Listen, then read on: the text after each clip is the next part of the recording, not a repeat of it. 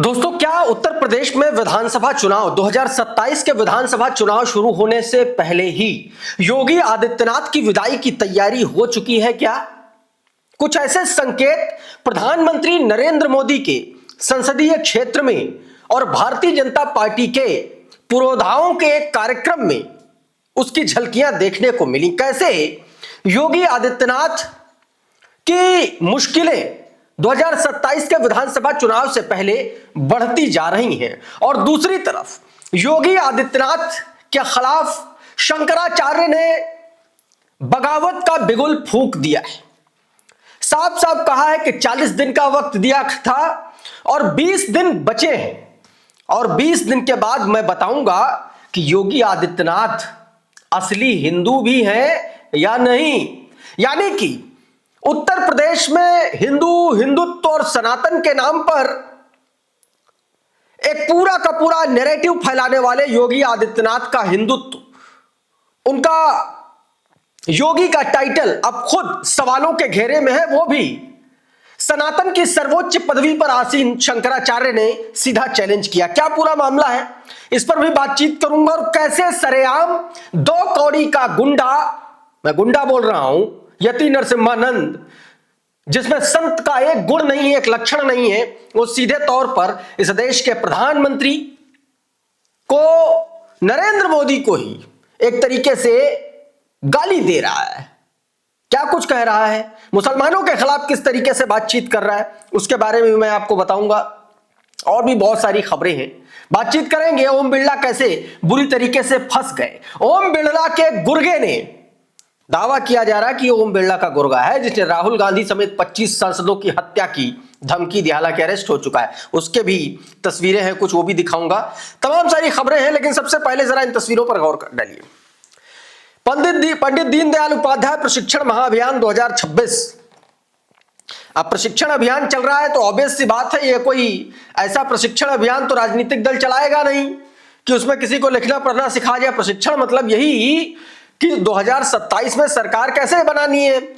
अब उस सरकार बनाने वाले अभियान में कार्यक्रम में फोटो देखिए जरा। केशव प्रसाद मौर्य का फोटो, नरेंद्र मोदी का फोटो, राष्ट्रीय अध्यक्ष जो है उनका फोटो, और आप सबसे बड़ी बात देखिए कि प्रधानमंत्री नरेंद्र मोदी का फोटो बड़ा, राष्ट्रीय अध्यक्ष का फोटो छोटा, जिनको खुद एक तरीके से अपना शिष्य बता चुके हैं।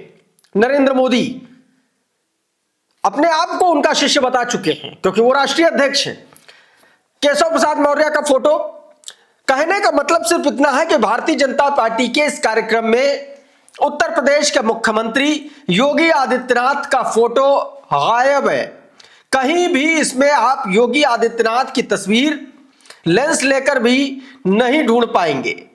और इसीलिए अब यह कहा जा रहा है कि पोस्टरों से योगी आदित्यनाथ का जो नाम है वो गायब होना शुरू हो चुका है। और इसके पीछे का एक बड़ा कारण भी बताया जा रहा है कि जिस तरीके से योगी आदित्यनाथ ने शंकराचार्य वाले मसले पर गुंडई का एक तरीके से प्रशासन ने परिचय दिया और जिस तरीके से वहां पर बटुक ब्राह्मणों को मारा गया, और इसीलिए कहा जा रहा है कि योगी आदित्यनाथ की विदाई अब तय मानी जा रही है। अभिषेक उपाध्याय ने यह तस्वीरें जारी की और लिखा कि प्रयागराज में बीजेपी का दीनदयाल उपाध्याय प्रशिक्षण अभियान, बैनर पोस्टर से गायब हो गया योगी आदित्यनाथ का नाम।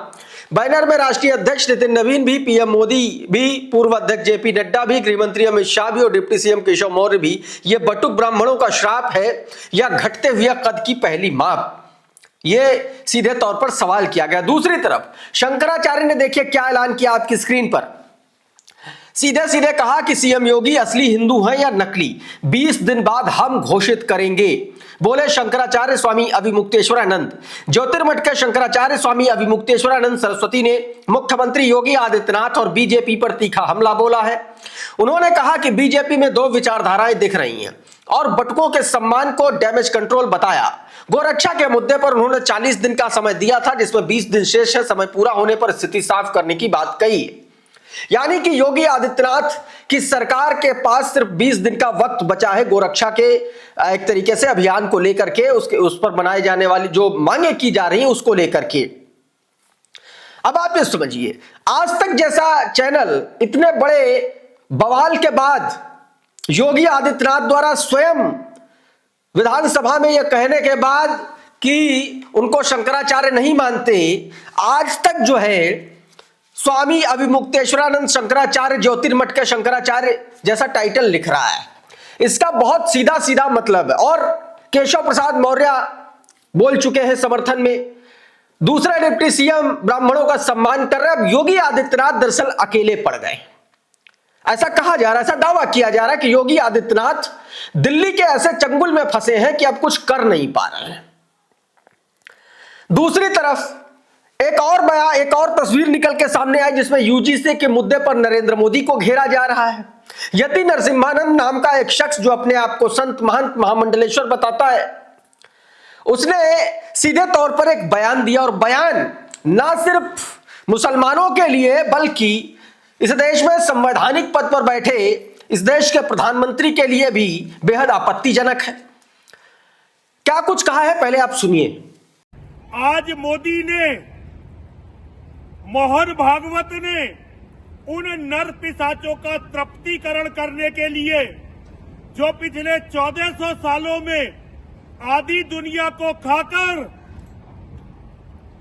हमारी बहन बेटियों को छीनकर और हमारा खून पीकर अभी तक तृप्त नहीं हुए, उनके तृप्तिकरण के लिए सनातन धर्म को समाप्त करने का षड्यंत्र रचा है।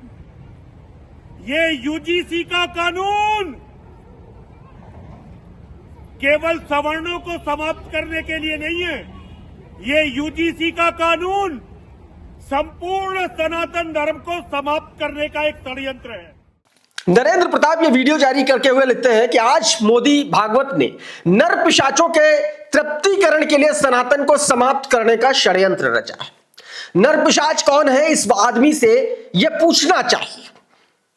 आगे बोलता है कि दोनों ने मुसलमानों के हाथ में हमारे नरसंहार का हथियार दे दिया।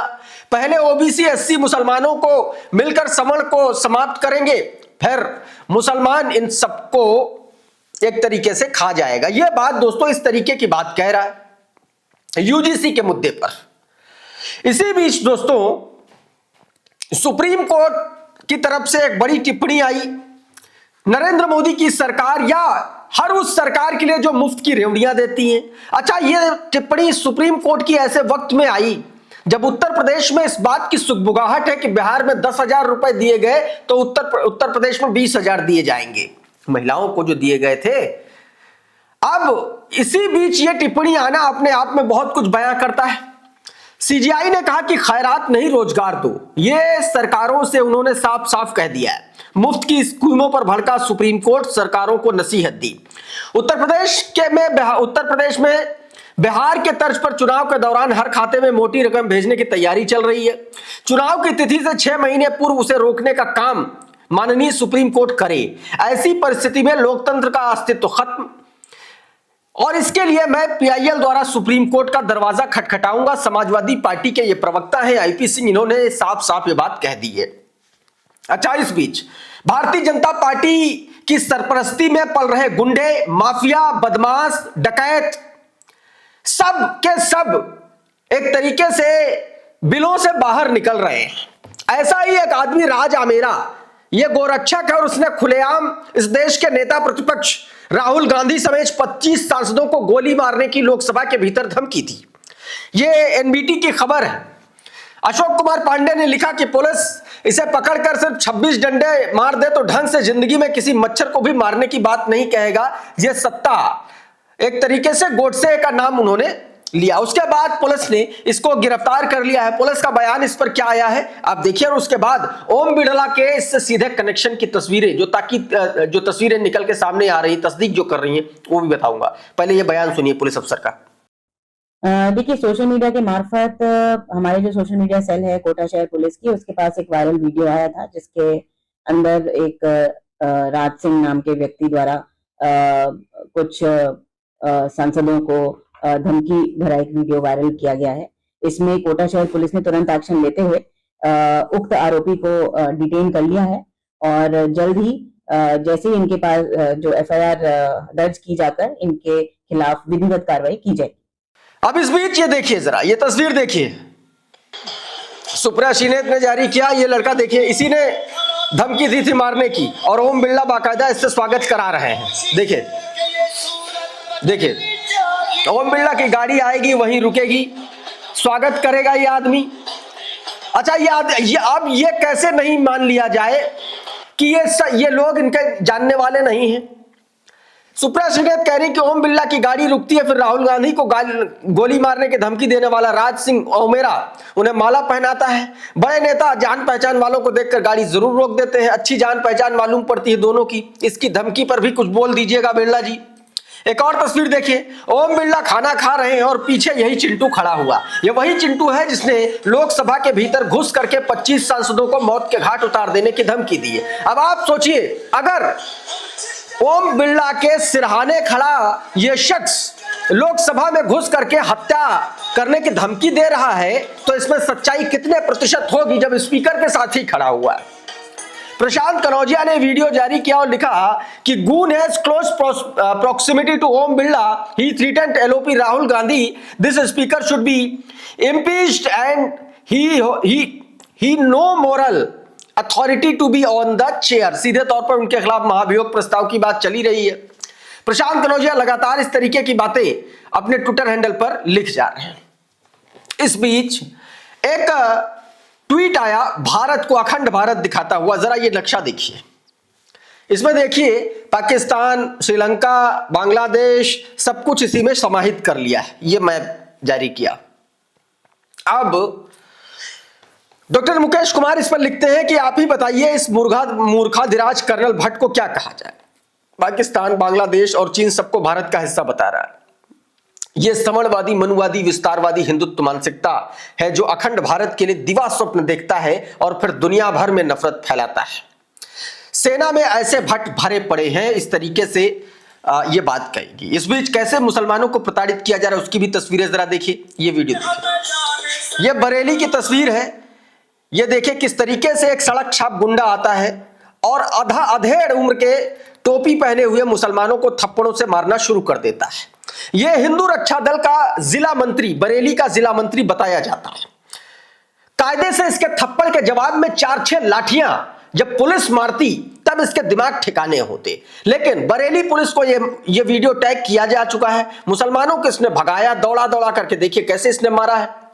और अब दोस्तों लोग इसकी शिकायत कर रहे हैं। इस तरीके से लगातार गुंडाई बढ़ रही है, लेकिन कुछ गुंडे ऐसे हैं जो गलत लोगों के हत्थे चढ़ जाते हैं। कुछ ऐसा ही हुआ बनारस में। अभी कुछ तस्वीरें आपको दिखाता हूं। सबसे पहले जरा ये तस्वीरें देखिए, देखिए देखिए देखिए देखिए कैसे भागे। ये गुंडाई करने आए थे, इलाके के लोगों ने आईडी दिखाने के बाद क्या और खदेड़ दिया, भगाया। देखिए दौड़ा लिया है, एकदम भागते नजर आ रहे हैं। देखिए जरा,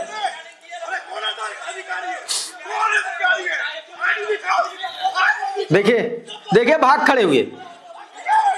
ये दूसरों का आधार कार्ड चेक करते हैं, दूसरे का क्यूआर कोड चेक करते हैं।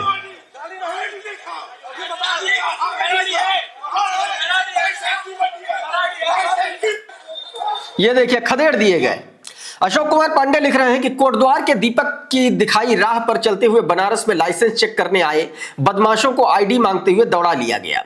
असल में डरपोक लोग हैं, पुलिस ना हो तो 2 मिनट में कांप जाते हैं। एकदम अहिंसक तरीके से प्रतिवाद कीजिए और फिर देखिए, ये बात कही जा रही है। एक और तस्वीर देखिए जरा, ये देखिए अभिषेक सेमवाल नाम का ट्विटर हैंडल, उसने ये तस्वीर जारी की। देखिए निर्माणाधीन बिल्डिंग है, इसमें ये नमाज पढ़ रहे हैं और किसकी परमिशन से पढ़ रहे हैं? ये खाली पड़े मकान में ये लोग नमाज पढ़ रहे हैं। विशाल सेमवाल लिख रहे हैं कि बद्री विशाल की भूमि ज्योतिर्मठ पीठ जो सनातन का मुख्य स्तंभ है, यहां निर्माणाधीन भवन में नमाज शुरू हो गई है। भविष्य में मस्जिद बन जाएगी। नगर पालिका अध्यक्ष और स्थानीय विधायक कांग्रेस से हैं। क्या मोहम्मद दीपक नामक वायरस उत्तराखंड में फैल रहा है? ये बात कही है। वसीम लिख रहे हैं जिस मकान में नमाज पढ़ी जा रही वो निजी संपत्ति है, कोई सरकारी संपत्ति नहीं और किसी दूसरे की संपत्ति नहीं है, लेकिन इसके बावजूद इन खबीसों के पेट में मरोड़ ऐसा उठ रहा है जैसे नमाज पढ़ना कोई गंभीर अपराध हो। ऐसे कुंठितों का कोई इलाज नहीं सिवाय इसके कि अगर इन्हें नमाज से परेशानी है तो ये दफन होने के लिए स्वतंत्र है। हाल ही में इलाहाबाद हाईकोर्ट ने भी फैसला आया है जिसने स्पष्ट किया है कि निजी संपत्ति पर नमाज अदा करने के लिए किसी की भी कोई परमिशन जरूरी नहीं, और इसको लेकर के बरेली के डीएम और एसपी को बुरी तरीके से लताड़ भी लगाई गई है। दोस्तों अभी के इस वीडियो में बहरहाल इतना ही। बहुत बहुत शुक्रिया, बहुत बहुत धन्यवाद। आप जुड़े रहिए आपके अपने चैनल द लाइव टीवी के साथ। नमस्कार।